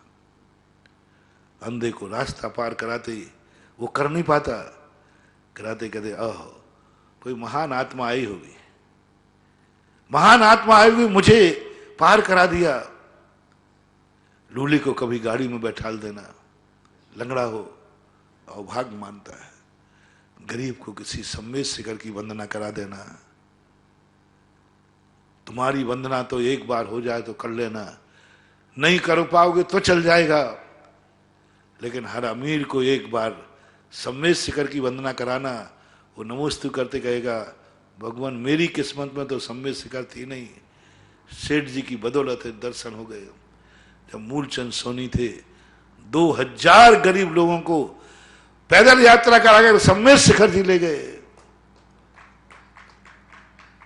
क्या दुआएं दी रास्ते में, लोग उनको भगवान मानने लगे थे। भगवान मानते थे, भगवान नहीं, ये साक्षात भगवान है। आज तो सम्मेद शिखर की यात्रा फिर भी सरल हो गई, गाड़ियां चल गई। पहले तो पैदल जाते थे, 6 महीने लगते थे, 6 महीने लगते थे, बैलगाड़ियां जाती थी, ऊंट गाड़ियां। 2000 लोगों को उस समय यात्रा कराना, रिश्तेदारों को नहीं। हाँ, रिश्तेदारों को तुम करा दोगे। आजकल जो यात्रा में यात्रा कराते ना, ये ज्यादातर अपने ब्याहीजियों कराते हैं। हाँ, सब रिश्तेदार बोले महाराज जी हम बस ले जा रहे हैं। हमने आजकल पूछना शुरू कर दिया है, महाराज जी हम सम्मेद शिखर बस ले जा रहे हैं। कौन कौन जा रहा है? बोले हम सब रिश्तेदार हैं। हम यहाँ पधारो। गरीबों को, उन गरीबों को जो जिंदगी में सम्मेद शिखर जा नहीं पाएंगे, जाने की स्थिति नहीं बनेगी, ऐसे गरीबों के लिए फिर देखो उनकी दुआ क्या मिलती है। वो सम्मेद शिखर की वंदना कराओगे तुम, और उनके फलस्वरूप तुम नंदीश्वर द्वीप की अकृत्रिम चैत्यालयों की वंदना करोगे उनकी दुआ से। तो ऐसी स्थिति यहां भी कभी बनना चाहिए। हमारे यहां एक मनोज्ञ की वैयावृत्ति कही। मनोज्ञ की वैयावृत्ति का अर्थ है कोई पुण्यहीन है, वो अपनी समस्या को नहीं सुलटा पा रहा है, और समस्या सुलटेगी नहीं, वो धर्म कर नहीं पाएगा। तो उसकी समस्या सुलटा देना और उसे कहना जा भाई अब तू अपना धर्म कर, अपना धर्म कर, धर्म ध्यान करो, तुम्हारी समस्या में निपटा दो। मनोज्ञ, पुण्यहीन की वैयावृत्ति करने का अर्थ है मनोज्ञ की वैयावृत्ति करना। गुणहीन की नहीं कह रहा हूं, समझना, गुणहीन की नहीं कह रहा हूं। पुण्यहीन और गुणहीन में अंतर है कि नहीं? गुणहीन जो है उसको तो कुछ करना नहीं है, जो शराबी है, जुआड़ी है, कबाड़ी है, गुणहीन है। हम पुण्यहीन की बात कर रहे हैं। पूर्वों की भूल से आज वो पुण्यहीन हुआ है, उनकी सहायता करो। जो वर्तमान में गुणहीन है उनकी सहायता करने के लिए नहीं कह रहा हूं। पुण्यहीन की दुआ चाहिए, गुणहीन तो क्या दुआ देगा। और बेपुण्यहीन व्यक्ति आकर के अपनी जिंदगी के लिए बहुत सगुन मानो। आज का होमवर्क हर व्यक्ति को अपने से कमजोर व्यक्ति को सगुन मानना है। बस वो डाकू नहीं बन पाए, बस वो विद्रूप नहीं हो पाए, बस वो बद्दुआ ना दे पाए, उसके पहले उसके पास वस्तु पहुंच जाए। बद्दुआ ना दे पाए, कुत्ता ओंठ पर जीभ ना फेर पाए, उसके पहले एक टुकड़ा डाल देना। हाँ, नहीं तो वो बद्दुआ दे देगा। और लोग यही चूक करके बोले महाराज जी हमारे यहां डाका डल गया। क्यों डला डाका? कोई व्यक्ति डाका शौक से नहीं डालता रे। आज तक कोई लखपति ने किसी के यहां डाका नहीं डाला। चोरी, वैसी चोरी करना अलग चीज है, डाका डालना कितनी रिस्क है। भाई परेशान लोग डालते हैं, जो सब तरफ से परेशान होते हैं, सब तरह से परेशानियों से जूझते हैं, और उनकी तरफ कोई देखता नहीं है, तो डाकू बन जाते हैं। पुद्गल के संबंध में मैंने एक दिन कहा था, जीव को नहीं, पुद्गल प्रकृति को भी विद्रूप मत होने देना। इसके साथ भी 2 रूप हैं इसके। जब हम पुद्गल का सेवन करते हैं, जड़ पदार्थों को करते हैं, उस समय भी सावधान रखना। सबसे ज्यादा जड़ पदार्थ है वो पुण्यहीन है, उसका विद्रूप मत करना। पुद्गल के साथ, पुद्गल में जो अनुभाग शक्ति पाप की डालता है, पुद्गल उसे मिटा देता है, और पुद्गल में जो पुण्य की शक्ति डाल देता है उसे वो आबाद कर देता है। ये पुद्गल, जड़ पुद्गल द्रव्य है ना, जो इसके साथ अपन को मिलके रहना है। उसके बिना अपना काम चलेगा नहीं, अपना चलेगा नहीं पुद्गल के बिना। उस पुद्गल से क्या मिलाएं क्या बनाएं, वो तो जड़ है नहीं है।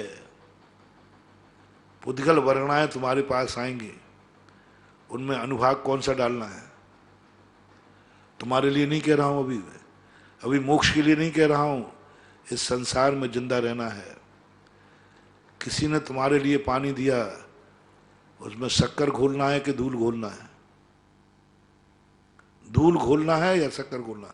बड़ी मुश्किल से पानी आया, तुम्हारे पीने के लिए आया, तुमने उसको शक्कर घोल दी और एक ने धूल घोल दी, देने वाले का क्या होगा?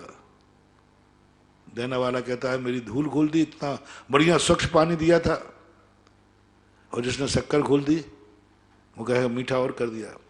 ऐसे ये पुद्गल भरगणाएं, अनंत अनंत पुद्गल भरगणाएं भरी पड़ी हैं। इनमें तुम्हें दो चीजें तुम्हारे पास हैं, एक पाप का अनुभाग, एक पुण्य का अनुभाग। पाप का अनुभाग धूल घोलना है और पुण्य का अनुभाग शक्कर घोलना है। आप क्या घोल रहे हो फैसला आप कर लो, मिटा देगा। जब जब हमने पुद्गल वर्गणाओं में पाप कर्म का अनुभाग डाला, ये पुद्गल कहता है तेरे सहयोग के लिए मैं आया था, तेरी बैसाखी बनने आया था, तूने मुझे कड़वा कर दिया, मुझे पाप प्रकृति डाल दी, ले अब इसका फल तो तुझे ही भोगना पड़ेगा, तुझे ही भोगना पड़ेगा। और जब कर्म पुद्गल वर्गणाएं हमसे विद्रूप होती हैं, नाराज होती हैं, रुला देती हैं, आत्महत्या तक को मजबूर कर देती महानुभाव। कर्म बली सो महाबली है। सारी दुनिया से इतना डरने की जरूरत नहीं है, सबसे ज्यादा डरना कर्म से। कर्म बली, कुछ नहीं कर पाओगे। अच्छे अच्छे लोगों को धूल चटा दी, क्योंकि इसके मन में एक भाव है, तुमने सहयोग करने आया था और तुमने मेरे में पाप का अनुभाग डाला। कोई भी वर्गणा पुण्य पाप रूप नहीं होती, वर्गणा तो वर्गणा, कोई पुण्य पाप नहीं होती। पुण्य पाप तो हम डालते हैं प्रकृति बंद, परिणाम अपन डाले, अपने हाथ में है। किसी ने बहुत अच्छी वस्तु दी, अपन ने कचड़ा डाल दिया। ये पुद्गल बुरा नहीं है महानुभाव। मैं तो नहीं कहता हूं कि पुद्गल बुरा है। पुद्गल तो सदा सहयोगी करता है, सहयोगी करता है। हम ही उसको बिगाड़ते हैं, हम ही उसको नाराज करते हैं। और ये कह के नाराज कर दे जड़ है क्या कर लेगा। अरे इसलिए सावधान हो जाओ, मन से, वचन से, काय से। जो वर्गणा मेरे पास हैं, एक क्षेत्र अवगाही हैं, उनमें हम पाप का अनुभाग नहीं डालेंगे, हम पुण्य का अनुभाग डालेंगे। और मैंने पहले ही कहा, गरीब खुश हो जाए तो जन्नत की दुआ दे दे, और गरीब दुखी हो जाए तो जन्नत लूट ले। ऐसे ये कर्म है, ये कर्म वर्गणाएं। यदि ये कर्म वर्गणाएं खुश हो जाएं तो चक्रवर्ती बना दे, तीर्थंकर बना दे, और नाराज हो जाए तो सात में नरक का नारकी बना दे। ये किसका खेल है? सात में नरक का नारकी कौन बनाता है? कर्म वर्गणाएं। विग्रह गतौ कर्म योगा, विग्रह गतौ कर्म योगा। विग्रह गति कर्म के योग से आती, नरकों में, निगोद में, सब में भी इस कर्म में बहुत बड़ी ताकत है। और ये तीर्थंकर भी बना दें, रत्नों की वृष्टि करा दें, अकाल मौत से बचा लें। ये जड़ पदार्थ देखो कितने, तुम जड़ को जड़ कहते हो, कितनी ताकत है जड़ में। गुणहीन है ये, कुछ भी उसमें अच्छा गुण नहीं है, लेकिन फिर भी उसको नाराज मत करो। क्या खुश करने पर यदि कर्म अपन ने सुख, और ये कर्म पुद्गल किससे सुख होता है कि तुमने मेरे में कौन सा अनुभाग डाला, पुण्य का या पाप का? पुण्य का डाला, जन्म के पहले 6 महीने रत्नों की वर्षी करा दें, अकाल मौत से। तीर्थंकर का अकाल मौत नहीं होती, किसके कारण से? तीर्थंकर प्रकृति जब तक उदय में है, जिसके पास है, उसका अकाल मरण नहीं होगा। अकाल में नहीं मरते, वो चरमोत्तम देह वाले होते कर्म की बदौलत। 16 स्वर का सुख दिखा दें, चक्रवर्ती बना दें, क्या नहीं है इन कर्मों के पास? क्या नहीं है कर्मों के पास? कितनी ताकत है कर्मों के पास। दोनों तरफ देख लेना कर्मों के पास। बस कर्म को खुश करो। तुम अपने लिए नहीं कह रहा हूं मैं, मोक्ष जाने के लिए नहीं कह रहा हूं, पुण्य के लिए, संसार में जीने वालों को कह रहा हूं। मोक्ष जाने के लिए पुण्य और पाप की कोई जरूरत नहीं। हम बहुत वाले प्रवचन दे चुके हैं। जिनको संसार मिटाना है, जिनका निर्णय हो गया कि मैं इस भाव में संसार से रहेंगे ही नहीं, उनको ये पुद्गल मुद्गल से कोई बना के नहीं चलना, ये तो मोक्ष है। लेकिन अभी अपन कहाँ हैं? रास्ते में है। अभी अपन कहाँ हैं? रास्ते में। रास्ता कहाँ है? संसार में। और संसार में रहना है तो हमें कर्म से बना के चलना पड़ेगा। और नियम करो, जब तक मैं संसार में हूं मन वचन काय से हम पुद्गल में कभी पाप का अनुभाग नहीं डलने देंगे, पुण्य का ही डलेंगे, पुण्य ही बनेगा, पुण्य की शक्ति डलेगी। फिर देखो ये पुद्गल खुश हो जाए तो क्या क्या दे रहा है, क्या दे रहा है। और ये किसके हाथ में है? पुद्गल को नाराज करना और खुद करना किसके हाथ में है? अपने हाथ में, अपने हाथ में, अपने हाथ में है। तुम कह रहे हो महाराज ये कर्म बड़े दुष्ट हैं, कर्म बड़े दुष्ट है, दुष्टन देह निकाल साधन को रख लीजिए, मन माने दुख दे काहू से नहीं डरे जी। मैंने पुद्गल से पूछा, भाई तू क्यों बदनाम होता है, क्यों परेशान करता है, क्यों दुखिया लोगों को दुखी बनाता है, गरीब अमीर परेशान करता है, क्यों करता है तू? इसलिए लोग तुझे बददुआ देते हैं। हाँ, चिंतन में पूछता हूं अपने पक्ष बनाकर कि कर्म ऐसे क्यों करते हैं, किसी को दुखी, किसी को कोड़ी, किसी को ये बना देते हैं, क्यों करते हैं ऐसा कर्म, इनको क्या मिलता है? जब आप किसी बड़े डाकुओं से पूछना क्यों डालते हो तुम डाका, किसी जेब कट से पूछना क्यों डालते हो, काटते हो जेब कट, तो कई ऐसे जेब कट बोले महाराज जी मेरी कहानी सुनो, क्यों चुराई तुमने रोटी? रोटी वाली बात कह रहे थे ना अभी, पिक्चर है, क्यों चुराई रोटी उसने? कभी किसी ने पूछा? रोटी चुराई तो तुमने थप्पड़ मार दिया, चोर डाकू जो गालियां दी देने दी, किसी ने यह जानने का प्रयास नहीं किया कि इसने रोटी क्यों चुराई है। यदि कारण सुन लोगे ना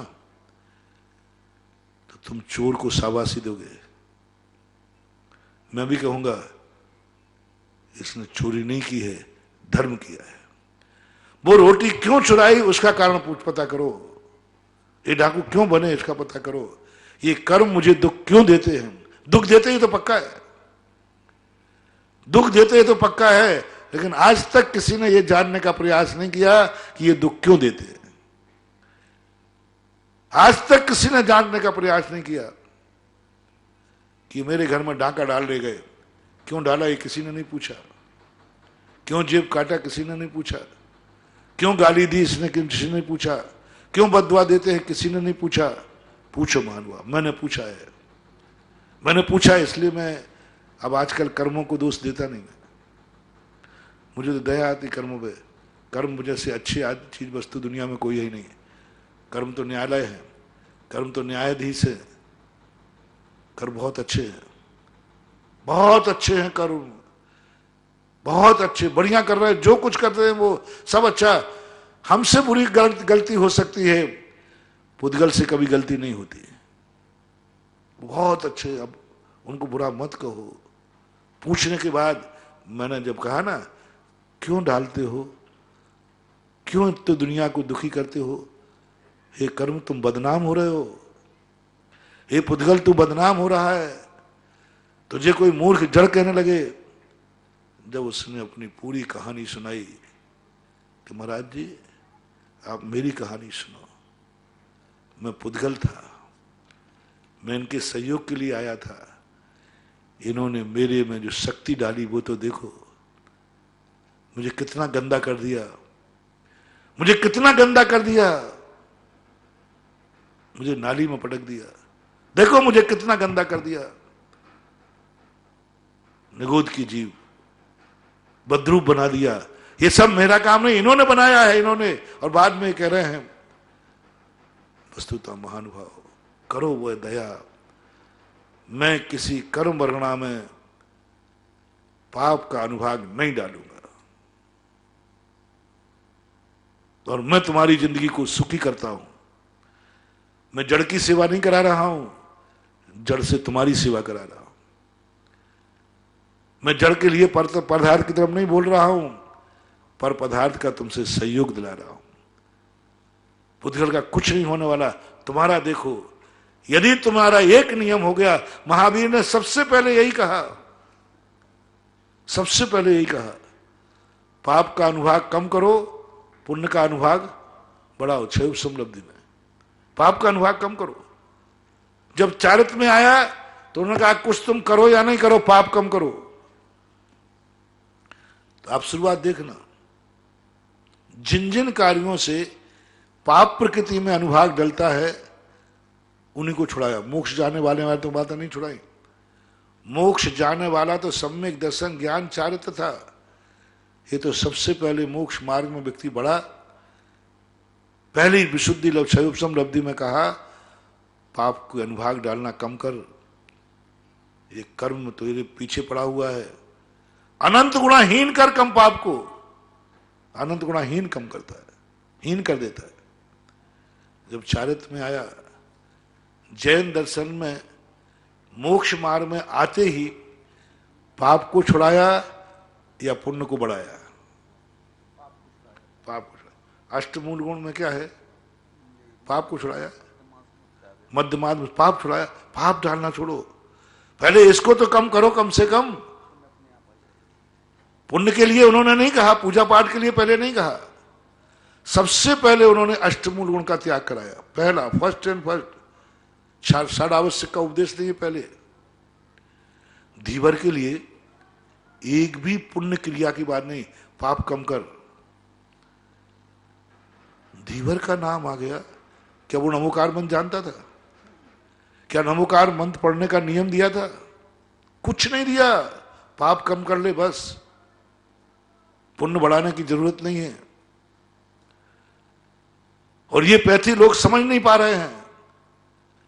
लोग पुण्य कमाने की तरफ तो बढ़ रहे हैं, लेकिन पाप के लिए कम नहीं कर रहे। मोक्ष मार्ग की शुरुआत होती, उन्होंने कहा अष्टमूल गुण त्याग करो, ये पाप है। जैसे दीक्षा ली, सबसे पहले 5 पापों का त्याग। 5 पापों का त्याग, क्योंकि ये पाप जब तक तुम करते रहोगे, पुद्गल तुम्हें शांति से धर्म ध्यान नहीं करने देगा। तुम मुनि बन भी जाओगे और 5 पाप का त्याग नहीं है तो भी तुम कभी मुनि पने का आनंद नहीं, लेने नहीं देगा कर्म तुम्हें। बन जाओ मुनि, बन जाओ मुनि, देखो क्या होता है। बन जाओ मुनि, करके देख लो। बन जाओ सेठ, धन घर तक लाके देख लो, रास्ते में मिलटा देगा वो। हाँ, लठैत खड़े, लठैत सड़कों पर लुट जाती ना गाड़ियां, लाओ तुम कमा के, कितना कमा के ला रहे हो।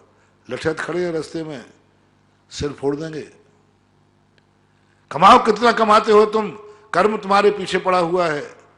कर्म कहता मैं तुम्हें धर्म ध्यान करने नहीं दूंगा, करके देख लो तुम। मुनि बनने के बाद भी मुनि पद छूटे हैं। किसके कारण से? इच्छा से। भ्रष्ट हो गए इसलिए। ध्यान रखना, भ्रष्ट होकर के मुनि पद छोड़ना अलग चीज है, प्रमाद से। लेकिन कर्म की मार से छूटे हैं कि नहीं? समंत्रभद्र महाराज, समंत्रभद्र महाराज का मुनि पद किसने छुड़ाया था? परिणामों से, कर्म से। ऐसा कर्म ने कहा मैं तुझे मुनि नहीं बनने दूंगा, बन जा मुनि, टिकने नहीं दूंगा। क्या कर लोगे तुम? पुण्यहीन को दीक्षा मत देना, महापुराण में लिखा। पुण्यहीन को दीक्षा मत देना, क्योंकि पुण्यहीन दीक्षा पाल नहीं पाएगा, वो मजबूर हो जाएगा, करेगा। इतने कर्म आ जाएंगे, इतने कर्म आ जाएंगे, वो खाने ही नहीं देगा। अंतराय ऐसे डाल देगा, ऐसे डाल देगा कि तो मरना पड़ेगा या मुनि पद छोड़ना पड़ेगा। वो तुम्हें बीमार कर देगा, ऐसा बीमार कर देगा कि मुनि पद में कोई चर्या नहीं रहेगी। पुण्य की उपेक्षा करो। पुण्य मोक्ष मार्ग में कार्यकारी नहीं है, मोक्ष के लिए कार्यकारी नहीं है, लेकिन मोक्ष में चलने के लिए तो पुण्य चाहिए बाबा। थोड़ा बहुत तो पुण्य चाहिए, बिना पुण्य के क्या करेंगे। अच्छे अच्छे हमारे संग में महाराजों के मुनि पद छूट गए, पुण्य की हीनता से अकाल में मरे। और दुनिया में देख लो, पुण्य की हीनता में भी परिवार उजड़ गए, पुण्य की हीनता बढ़ गई। ये कर्म बहुत खतरनाक महानुभाव, इसकी बद्दुआ नहीं लेना। और आज अपन एक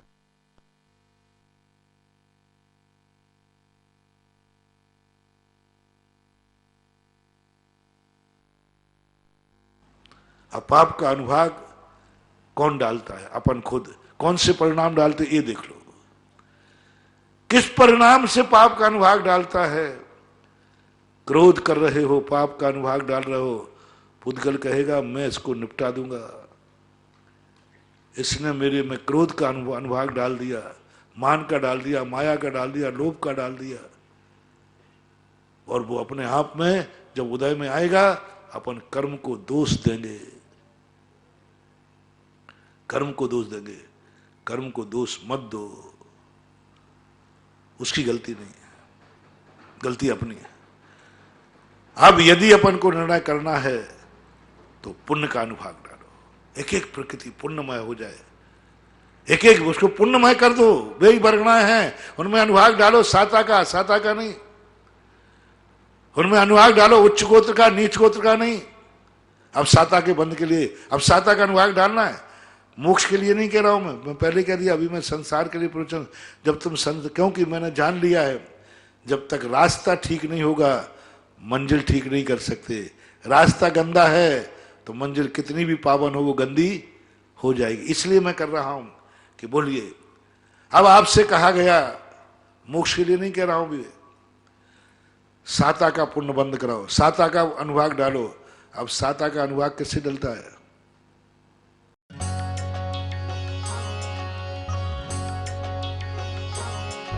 इस कार्यक्रम के पुण्यार्जक हैं श्री अशोक व Shrimati Rekha Sethi, San Francisco, California, USA.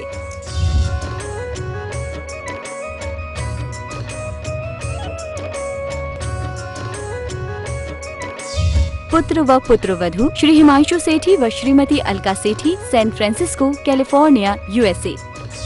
Shri Sudhanshu Sethi व Shrimati Rinki Sethi, San Francisco, California, USA. पौत्र व पौत्री श्रेय सेठी व Riya Sethi, San Francisco, California, USA. आदरणीय पिताजी व माताजी स्वर्गीय श्री आत्म प्रकाश जी सेठी व स्वर्गीय श्रीमती मान कंवर जी सेठी, अजमेर निवासी की पुण्य स्मृति में। आदरणीय ससुर जी व सासू जी स्वर्गीय श्री कल्याण मल जी गोधा व स्वर्गीय श्रीमती माणक बाई जी गोधा, इंदौर निवासी की पुण्य स्मृति में। सलहज व साढ़ू स्वर्गीय श्री चांदमल जी पाटनी व स्वर्गीय श्रीमती कमला देवी पाटनी, इंदौर, मध्य प्रदेश। स्वर्गीय श्री राजेंद्र जी गोधा व श्रीमती सुभद्रा गोधा, इंदौर, मध्य प्रदेश। साले साहब व सलहज श्री नरेंद्र गोधा व श्रीमती आशा गोधा, इंदौर, मध्य प्रदेश। भाई व भाभी श्री अरविंद सेठी व श्रीमती कुसुम सेठी, मुंबई, महाराष्ट्र। श्री आलोक सेठी व श्रीमती अलका सेठी, सीकर, राजस्थान। श्री अजय सेठी व श्रीमती मीना सेठी, जयपुर, राजस्थान। एवं समस्त सेठी परिवार, सैन फ्रांसिस्को, कैलिफोर्निया, यूएसए।